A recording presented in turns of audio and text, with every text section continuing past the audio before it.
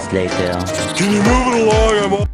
Maglalaga na tayo ng chicken. Ang ingredients natin is yung dinikdik na bawang, sibuyas, salt, ito yung rock salt natin, pamintang durog. Ito yung buo pero ginawa ko siyang crack. Tapos yung bay leaves natin. Maglalaga na tayo. Tubig dyan, ilalagay na natin yung mga ingredients natin. Pagsasama-samahin na natin siya, guys. Unahin natin itong sibuyas, bawang, saka itong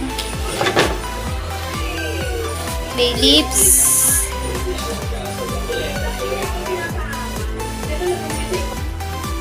ito paminta na kinrak ko, rock lang yan, buo yan kanina, nag-kinrak ko lang, kalahati lang nitong plastic, huwag natin lahat yan.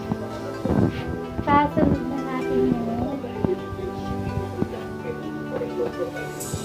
yung chicken na binabad natin kanina sa patis at saka sa kalamamsi.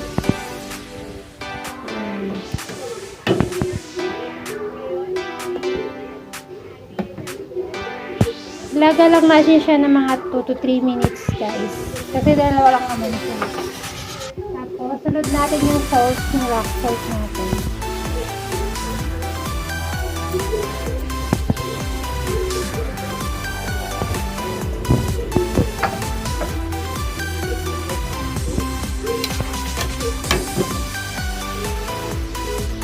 Tapos, ayun nga, antayin lang natin siyang kumulo ng 2 to 3 minutes. Takpan muna natin. Balikan na lang natin yan. A few moments later. Guys, i-deep fry na natin siya. Pero dapat talaga yung mantika niya lubog na lubog. Yan lang yung kinaya, 2 bote na ngayon. But if I lay down and I play dead and I stay dead, maybe you'll get sick of being the monster out of my head, under my bed. Think you're something out of my nightmares, standing right there. But if I lay down and I play dead and I stay dead, then will you get bored of killing me? Silhouettes of you are like a taunt. Never really know just what you want. With you I don't ever feel calm.